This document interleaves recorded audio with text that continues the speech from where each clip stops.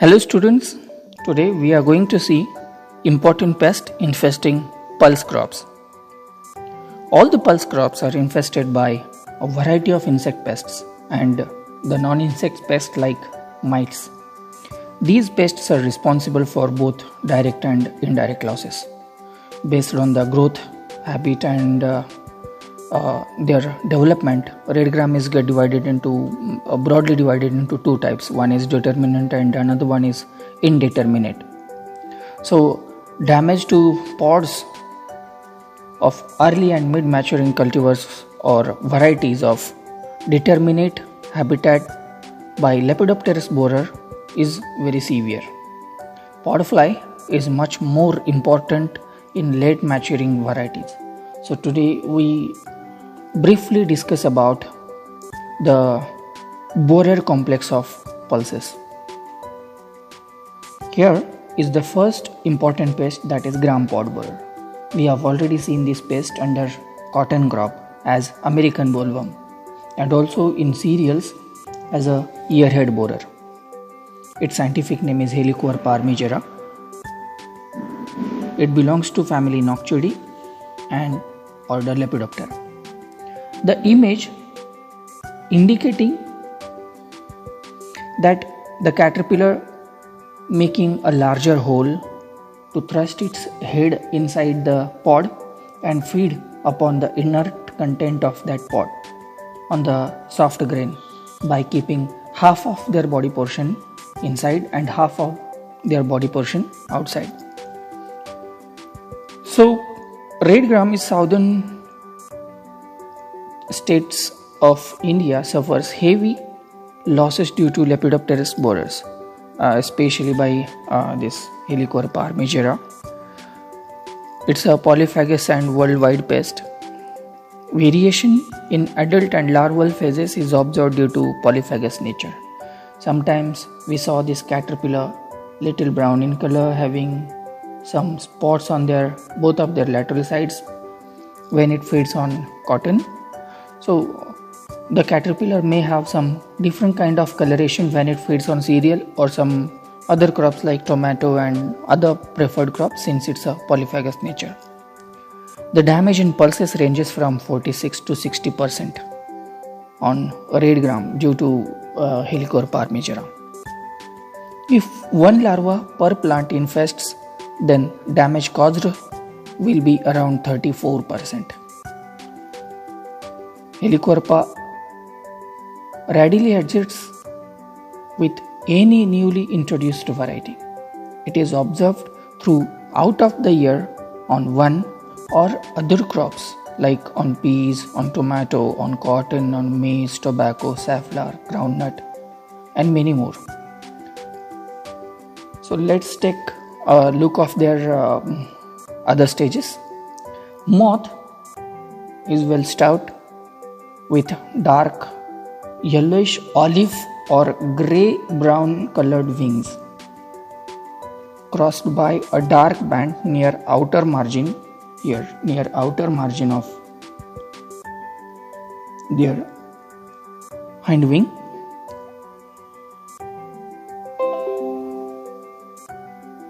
With a dark apical border. Yellowish, shiny, sculptured eggs are laid on tender parts of the plant like on the buds or on the bracts, on the shoots, on the leaves. Female lay around such 300 to 400 eggs singly, and the incubation period is about 2 to 4 days. The young caterpillar feeds on tender foliage initially, and then it moves to the pods and it thrusts its head, as we said, into the pod and feeds on the internal content. As it grows, it bores into the pods and destroys the seed. While feeding, it thrusts its head inside the pod and leaving the rest of their body outside the pod. means half inside, half outside, is a typical damaging style of this Helicoverpa armigera, which results in large round holes on each of the locule. Full grown caterpillar can be measures about 48 to 50 millimeter long in length, and with variable colors. Sometimes it is dark green in some instars, later it become reddish brown or brownish, and can be marked with white broken lines and a prominent white line along lower part, this white line on the lower part of their side. Larval duration can be lasts within 18 to 25 days. So full grown caterpillar drop down to the soil and pupates inside the soil. Pupation, the pupa is dark brown and the adult emergence takes place in 6 to 21 days. So pupation inside the soil, oviposition is on the leaves or on the tender parts of the plant. Caterpillar duration is about 18 to 25 days and pupal duration is 6 to 21 days, which is inside the soil. So this is about life cycle and nature of damage caused by this pest. Let's take a look of all types of damages caused by this Helicoverpa armigera. Here in this picture we can see a different kind of coloration formed by this caterpillar, and it is trying to thrust its head into the chickpea, and here the caterpillar already get inserted inside the pod and feeding on the tender part of that, or on the tender grains of this pod, and it leaving behind their excreta or fecal material. Here we can see that it was a green colored caterpillar, now moving towards reddish brown in color. We can see the lines on both of their margins and on dorsal surface. Here we can see the seed which is having bored holes by Helicoverpa armigera. So since it's very important pest, there are a few important IPM practices recommended to use. Let's see one by one. During the initial crop growth phase, we have to adopt some practices like deep summer plowing to expose their pupae or some hibernating stages. Recommended to rotate the crop with less favorable crops like jowar, gingerly, black gram, horse gram, or dry paddy. Raising intercrops like green gram, black gram, and red gram and jowar with definite row pattern to encourage the natural enemies.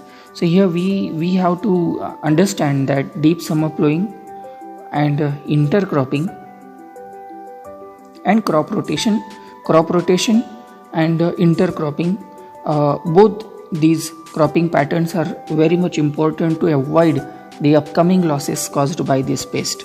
There are few varieties of red gram which are resistant against Helicoverpa armigera. These are the varieties which are resistant against Helicoverpa armigera, and the varieties of chickpea. Raising jowar in 4 rows all around red gram will serve as a guard crop, since that sorghum crop is a taller, can avoid the migration of the pest from nearer fields to the main field. In Bengal gram, mustard and coriander as intercrop, these serve as a attractant crops or attractive crops for bioagents like some important parasitoids. Selection of tolerant varieties.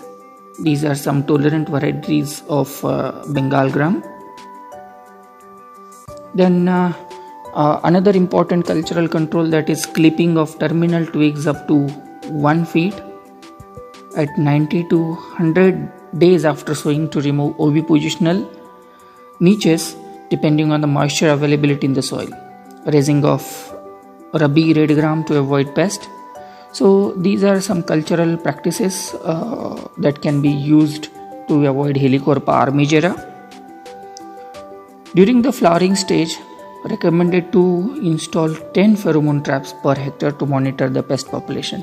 So here we can increase the number for since it is for monitoring, it is okay, but if it is for mass trapping, we can go up to 15 to 18 traps per acre or per hectare. Also suggested to erect the bird perches or stands to rest some predatory birds like drongo or maina, which found predatory against Helicoverpa armigera, which directly catch and devour the caterpillars of Helicoverpa armigera. Here, when the eggs and early instar larvae are noticed, recommended to apply neem seed kernel extract 5% or neem based insecticide which contain azadirachtin, can be neem oil or neem arc we can consider, to avoid the oviposition by the adults, to kill the eggs or act as a antifeedant for early instars. So in the initial stage we can avoid the pest. In mechanical control, shaking of red gram plants and to dislodge the caterpillars and collection and destruction of dislodged caterpillars. So here one important note is that avoid this indiscriminate use of insecticides and synthetic pyrethroids and their mixtures, which may result in occurrence of mites on the plant. When it is a part of chemical control, suggested to apply chlorpyrifos at the rate 2.5 ml per liter of water at the initiation of flowering. Vinalfos 2 ml per liter of water or acephate 1.5 gram per liter at flowering and fruit maturing stage. In the severe incidences, some other insecticides like indoxacarb or spinosad are recommended at 1 ml per liter and 0.5 ml per liter respectively. Also suggested to adopt community approach if the maximum growers are there in the village. So simultaneously they can apply the chemical control or any other practices to avoid the spread of Helicoverpa armigera within a village. As a part of biological control, there are a few parasitoids which are naturally occurring on the field. One is Campoletis chloridi, then Carcilia, then Apentellus, then Microbracon, then Chilonas, Tetrastichus, then Exorista and Euseletoria. These are important parasitoids which found effective against Helicoverpa armigera and their respective species. So they are naturally occurring. We just have to cultivate some crops which can attract these parasitoids, like already suggested coriander and mustard. Keep them till they are flowering, so the adults of parasitoids are get attracted towards our field and sufficiently parasitize the caterpillars, the eggs, and also the pupal and adult stages. Here are few biopesticides which are recommended to control the Helicoverpa armigera. Among them, NPV, we can say HANPV, Helicoverpa armigera nuclear polyhydrosis virus. It is recommended at the rate of 250 to 500 LE. LE stands for larval equivalent per hectare. Then Nomuria rilei, this is fungal biopesticide. NPV is a entomopathogenic virus, whereas Nomuria rilei is entomopathogenic fungi. Bacillus thuringiensis in their spore formulation proves most effective biopesticide among these.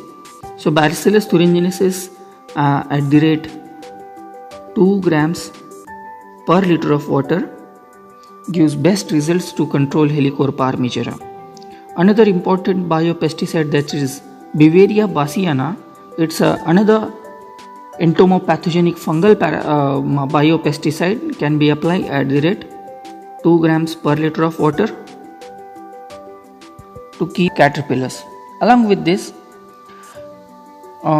BT Beauveria can be used along with some newer chemicals like indoxacarb and spinosad to effectively control Helicoverpa armigera. So friends, this is about Helicoverpa armigera, a major borer in the pulses and considered as a pod borer. It's a red gram pod borer or a gram pod borer, causing nowadays huge losses to the pulse crop. So this is the time there when you can find the pods on the field. So if it is possible, try to collect the specimen and try to capture some pictures of Helicoverpa armigera in your pulse crops. So this is for today. Thank you so much.